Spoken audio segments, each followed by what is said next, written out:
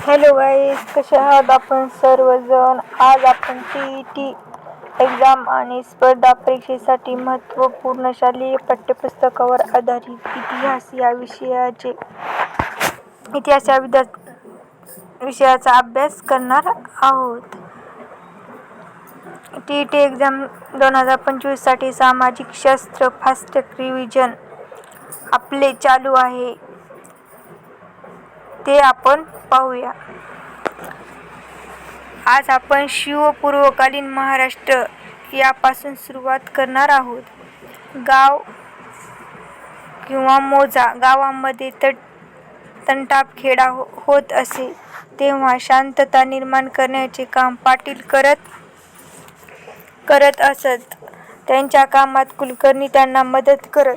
जमा झालेल्या महसुलांची नोंद करणे हे काम कुलकर्णी करत असे. कारागीर व्यवसायासंबंधीचे हक्क वंशपरंपरेने चालत आलेले असत. गावात कारागीर सेवा देत असत. त्या बदल्यात शेतकऱ्यांकडून त्यांना शेतीतील उत्पादनाचा काही वाटा मिळे, त्यास बढत असे म्हणत. कसबा शेटे व महाजन हे पेठेचे वतनदारी कारभारी असत. पेठेचे हिशोब ठेवण्याचे काम महाजन पाहत असे. परगणा देशमुख व देशपांडे हे परगण्याचे वतनदार अधिकारी असत. अनेक गावे मिळून परगणा तयार होत असे. देशमुख हा परगण्यातील पाटलांचा प्रमुख असे.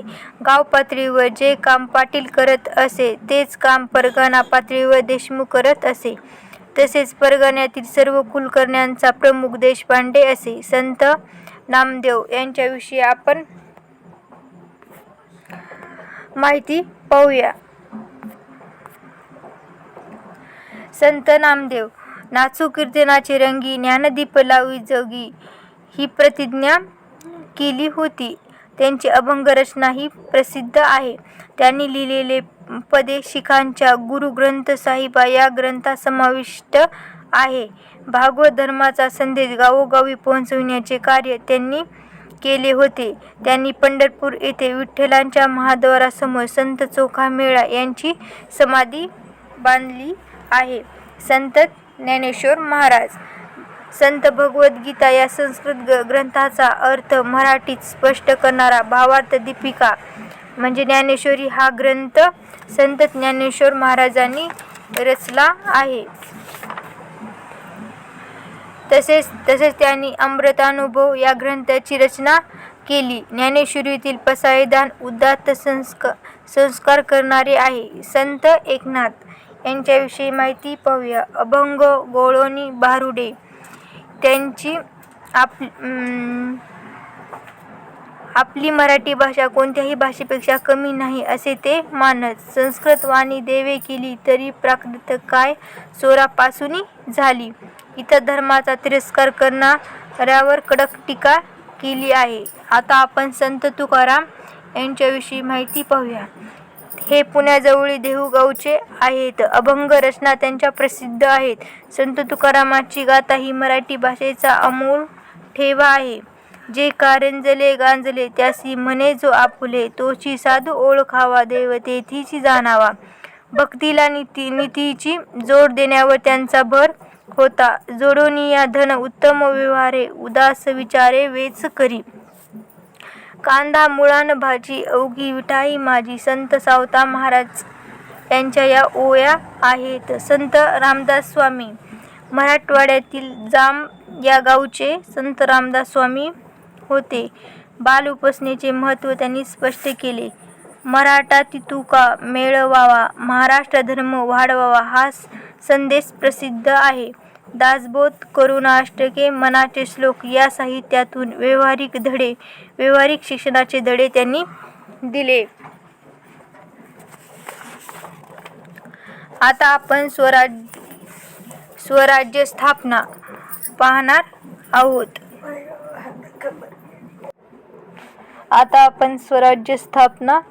आहोत. 17व्या शतकाच्या पूर्वार्धात महाराष्ट्रामध्ये छत्रपती शिवाजी महाराज हे युग प्रवर्तक व्यक्तिमत्व उदयास आले. जन्म शके 1551. फाल्गुन वद्य तृतीयस म्हणजे 19 फेब्रुवारी 1630 रोजी पुणे जिल्ह्यातील जुन्नर जवळील शिवनेरी किल्ल्यावर झाला. शहाजी राजाकडील भीमा व नीरा या नद्यांमधील पुणे, सुपे, इंदोर, चाकण हे परगणे हा त्यांच्या मूळ जहागिरीचा मुलूक आदिलशहाने त्यांच्याकडेच ठेवला. जहागीर म्हणजे एखाद्या प्रदेशाचा वसूल उपभोगण्याचा हक्क. शहाजीराजे पराक्रमी, धैर्यशील, बुद्धिमान आणि राजनीतिज्ञ होते. उत्तम धनुर्धर तसेच तलवारपट्टा आणि भाला चालवण्यास पटाईत होते. शिवरायांचे सहकारी. शिवाजी महाराजांनी स्वराज्य स्थापनेची सुरुवात मावळ भागात केली.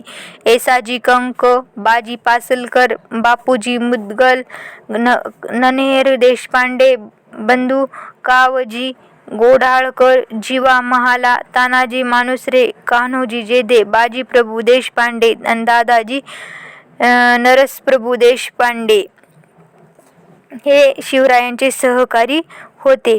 स्वराज्याच्या हालचाली. तोरणा, मुरुंबदेव, कोंढाणा, पुरंदर हे किल्ले ताब्यात घेतले आणि स्वराज्याची मुहूर्तमेढ रोवली. मुरुंबदेव किल्ल्याची पुनर्बांधणी करून त्याचे नाव राजगड ठेवले.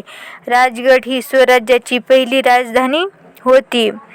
तुम्हाला प्रश्न विचारू शकतात की स्वराज्याची पहिली राजधानी कोणती होती? तर राजगड ही स्वराज्याची पहिली राजधानी होती. आदिलशाहीमध्ये जावळीचे मोरे, मुधोळचे घोरपडे आणि सावंतवाडीचे सामंत इत्यादी सरदार होते.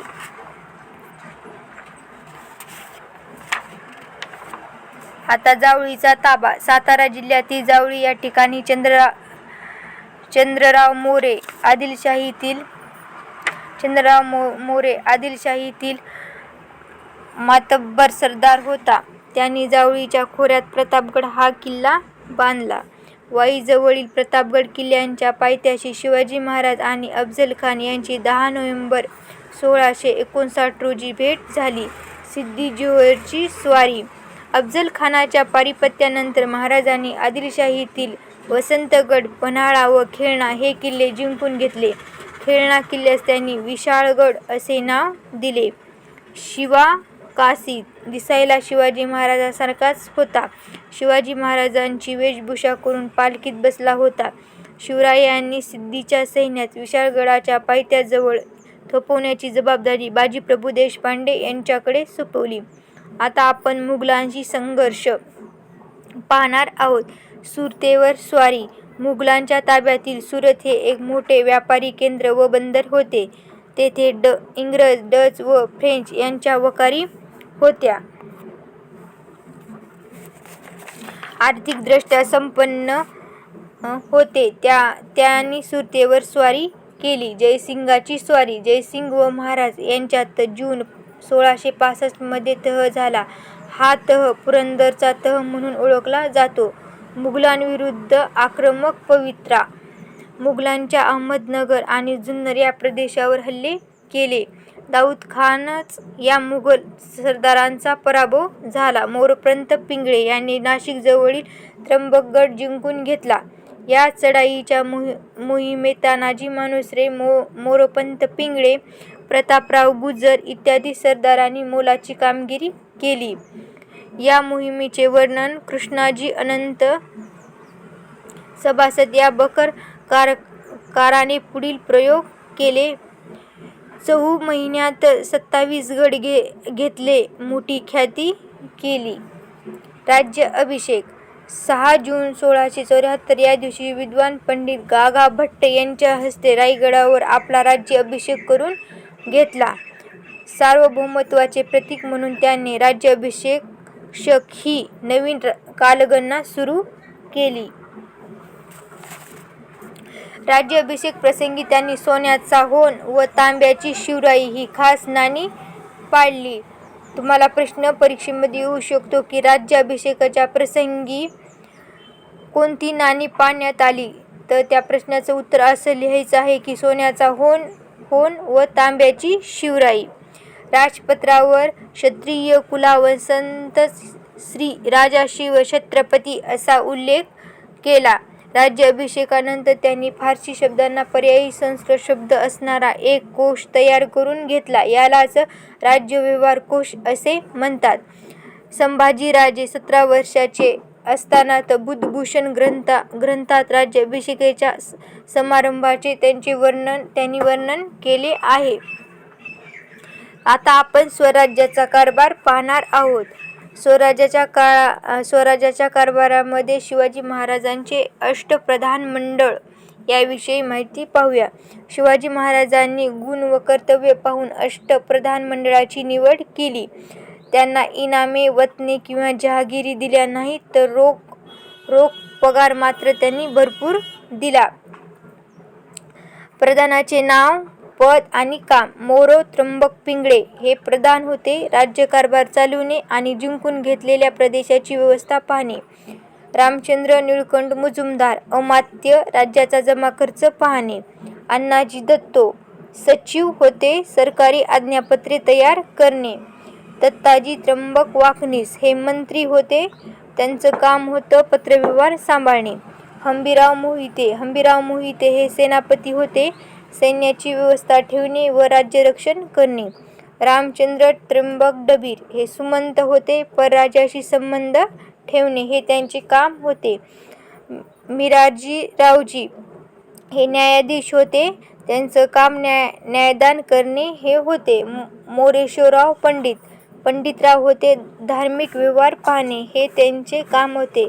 शिवाजी महाराजांच्या काळामध्ये हे त्यांचे अष्टप्रधान मंडळ होते.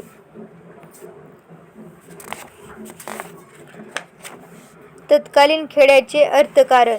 शेतकरी आपल्या उत्पादनातून आवश्यक तो वाटा कारागिरांना देत. या वाट्यास बलुत असे म्हणत. व्यापार व उद्योग.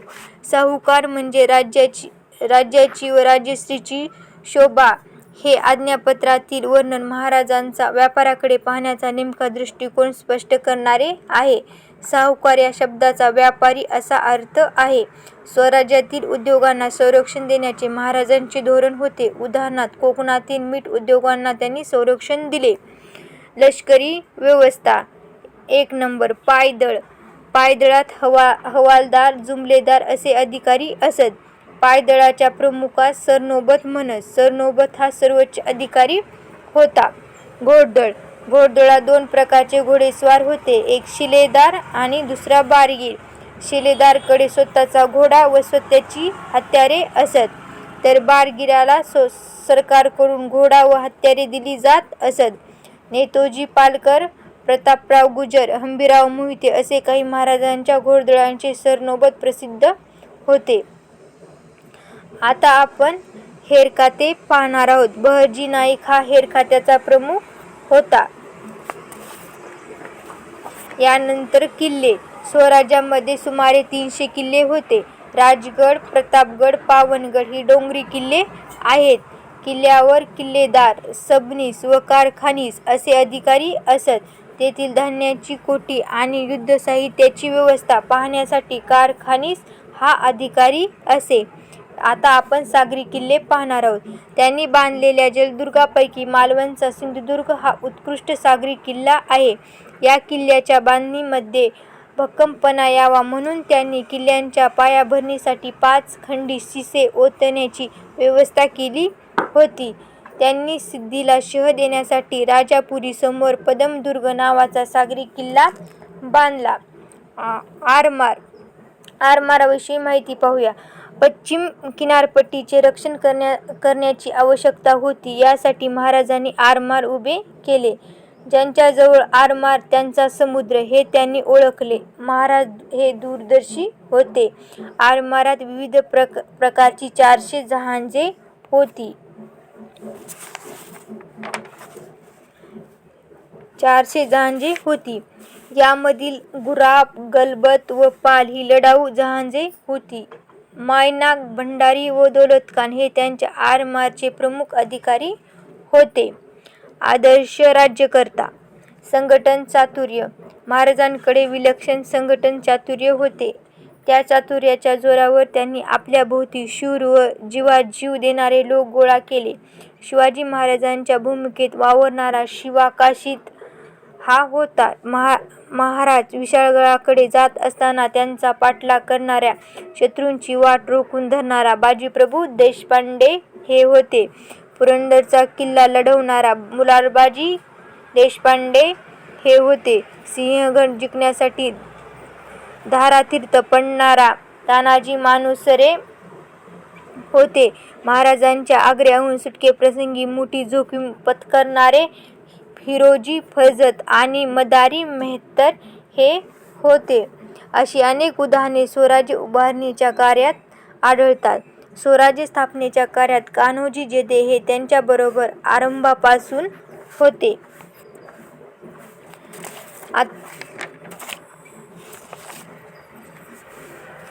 आता आपण भोसले घराण्याची वंशावळ पाहणार आहोत. मालोजी राजे, शहाजी राजे इ. स. 1594 ते 1664, संभाजी, छत्रपती शिवाजी महाराज आणि व्यंकोजी. छत्रपती शिवाजी महाराज इ. स. 1630 ते 1680, छत्रपती संभाजी महाराज आणि छत्रपती राजाराम महाराज इ. स. 1657 ते 1689, छत्रपती शाहू महाराज त्यानंतर इ. स. 1682 ते 1749,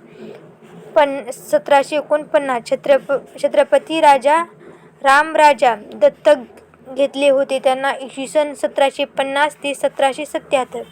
आता आपण छत्रपती राजाराम महाराज इ. स. 1670 ते 1700, छत्रपती शिवाजी ताराबाईचा पुत्र आणि छत्रपती संभाजी राजसबाई पुत्र रामराजा सातारा गादीकडे दत्तक. अशा प्रकारे आपण शिवाजी महाराज भोसले घराण्याची वंशावळ पाहिलेली आहे. आता आपण रयतेची काळजी पाहणार आहोत. शाहिस्तेखानच्या स्वारीच्या वेळी महाराजांनी रोहिल खोऱ्याच्या देशमुखास रयतेसंबंधी आपले कर्तव्य पार पाडण्याविषयी ताकीद दिली. जर रयतेची अशी काळजी घेतली नाही तर मुघल सैन्य येईल, लोकांना कैद करेल आणि त्यांचे पाप तुमच्या माथी बसेल. सहिष्णु वर्तन. अफजल खानाच्या भेटीच्या वेळी महाराजांच्या सैन्यात सिद्दी इब्राहिम हा विश्वासू सेवक होता. सिद्दी हिलाल हा महाराजांच्या सैन्यातील सरदार होता. स्वराज्याच्या आरमारात दौलत खान हा महाराजांचा अधिकारी होता. महाराजांचे धार्मिक धोरण हे सहिष्णु होते. प्रश्न तुम्हाला येऊ शकतो, महाराजांचे धार्मिक धोरण हे कसे होते? तर सहिष्णु होते. आदिलशाही व कुतुबशाहीचा शेवट. मुघल सेनेचा प्रतिकार करताना मराठ्यांचा सेनापती हंबीरराव मोहिते हा मारला गेला. ताराबाईंच्या कर्तृत्वाचे वर्णन करताना शिवभारतकार परमनंदाचा मुलगा कवी देवदत्त यांनी म्हटले आहे, ताराबाई रामराणी भद्रकाली कोपली, दिल्ली झाले दीनवाणी, दिल्लीशाचे गेले पाणी. रामराणी भद्रकाली रणरंगी कुदरत झाली, प्रयत्नाची वेळ आली, मुघल हो सांभाळा.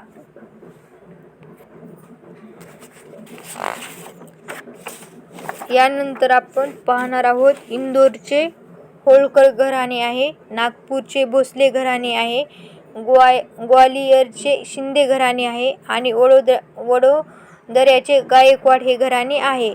यांनी पराक्रम, नेतृत्व, कर्तबगारी इत्यादी गुणांच्या द्वारे महाराजांच्या सत्तेला वैभव प्राप्त करून दिले. इंग्रजांनी इ. स. 1817 मध्ये पुणे ताब्यात घेऊन तेथे युनियन जॅक हा आपला ध्वज फडकवला. कुस्ती, युद्धकला हे खेळ लोकप्रिय होते. मल्लखांब, दंड, कुस्ती, लाठी, दंडपट्टा, बाताटी हे खेळ खेळले जात. हुतुतू, खो-खो, आटापाट्या हा मैदानी खेळ होते. सोंगट्या, गंजिफा, बुद्धिबळ हे बेटे खेळ होते. आणि शिवकाळातील मंदिरे यादवकालीन हेमाडपंथी पद्धतीची आहेत. हा व्हिडिओ जर तुम्हाला आवडला असेल तर तुम्ही माझ्या चॅनलवर जर नवीन असाल तर चॅनलला सबस्क्राईब करा, लाईक करा आणि शेअर करा. तुम्हाला TET एक्झामसाठी हा व्हिडिओ अत्यंत महत्त्वपूर्ण ठरणार आहे. थँक्यू. धन्यवाद.